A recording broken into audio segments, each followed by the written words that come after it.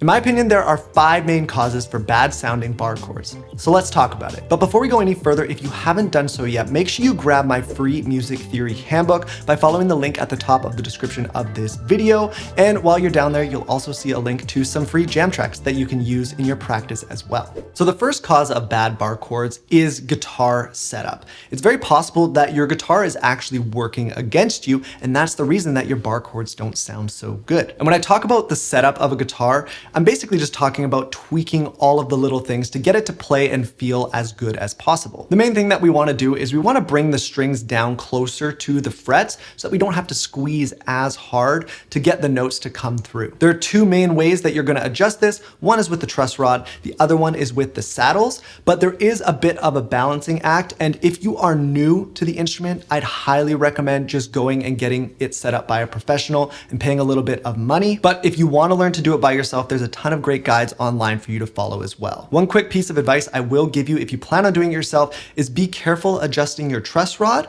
It's totally something you can do on your own, but if you over tighten or over loosen the guitar, you may damage the neck. So just make sure you do your research beforehand. The next thing we need to talk about is finger position. So here's where we get into the actual bar chord technique. So let's start with this A major bar chord shape right here. Before we attempt the full shape, what I want you to do is I want you to take the bar finger off here, and we're just going to start by putting down these 3 fingers in the shape, these ones right here. You should have a pretty easy time getting them to come through. Now, typically when you're making a bar chord, a lot of players will put the bar down first. And what this does is this doesn't put the bar in the most natural position for your hand when making the chord.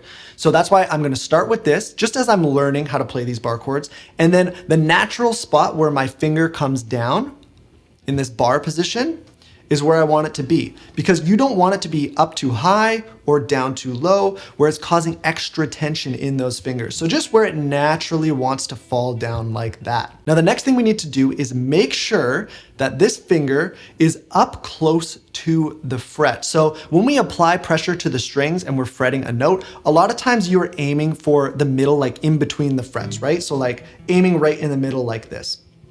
But what we actually want to do is we want to be as close to the fret as possible because we don't have to apply as much pressure for that note to fret. Okay, so the same thing happens with our bar. So when we're making this bar like this, if we're pushing right here in the middle of the 2 frets, we're gonna have to push harder than if we were closer to the fret. Now, when you're doing this, it's very easy to go too far.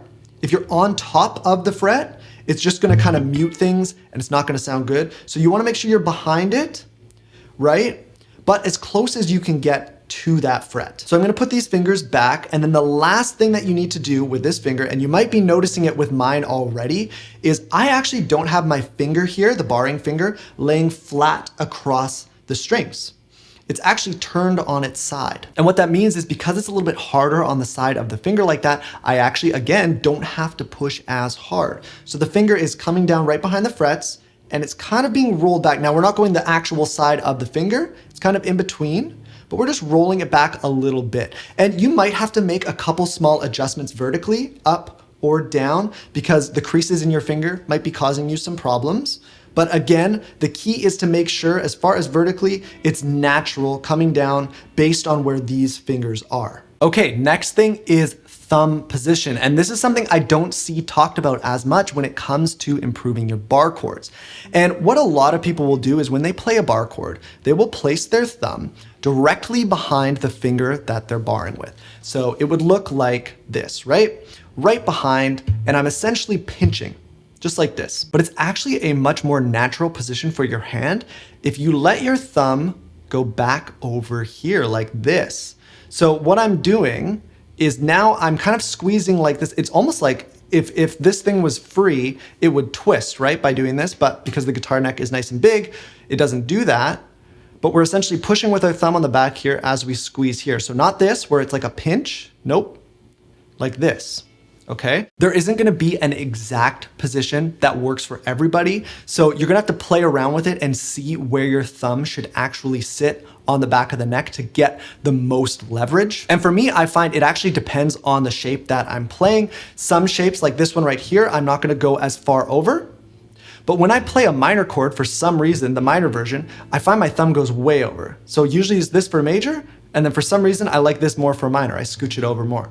It's just about finding what's comfortable and what works for you. I should also note that the actual spot my thumb is sitting is at the thickest part of the back of the neck of the guitar. So it's not sitting above that rounded part or below. It's just about right in the middle, maybe a little bit above, but it's right here. Here, I'll flip the guitar over for you. So it's right about here is where my thumb is actually sitting. Where the typical technique people use, their thumb is up quite a bit further like this.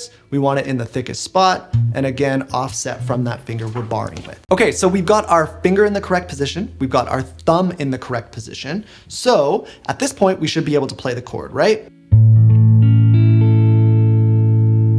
If you're finding you're still having problems, one thing you can do is you can adjust the position of the guitar itself. And here's what I mean.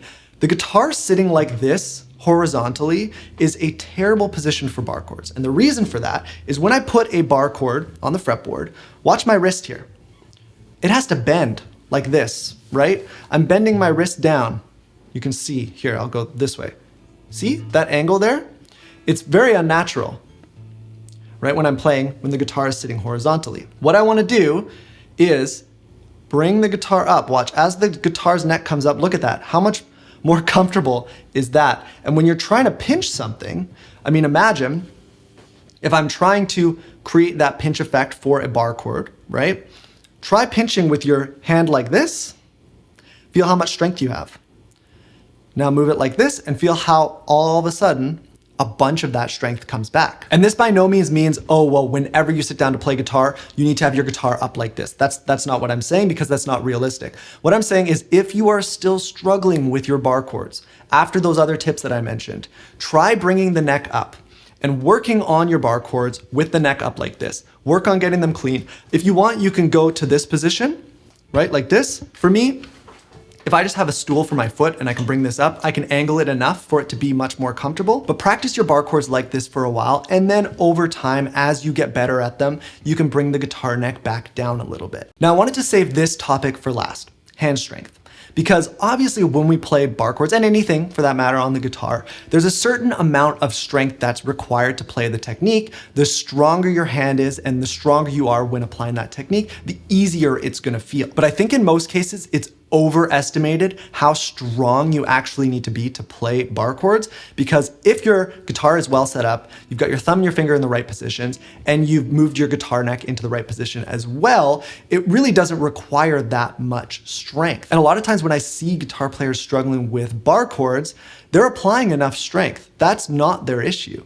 The main thing is they're applying strength with improper technique. And then, yeah, you can get that bar chord to come through with that improper technique by applying more strength, right? You're basically just brute forcing the chord. But doing that is gonna result in bad habits, going to result in potential injuries, and obviously it's going to slow down your progress as well. Now you are going to need to build a little bit of hand strength, and depending on where you're at in your guitar journey, you might have enough already, you might need to improve it. And there are a ton of products out there that are designed to like help you improve your grip strength and improve that strength for chords, bar chords and things like that. But honestly, nothing beats the real thing.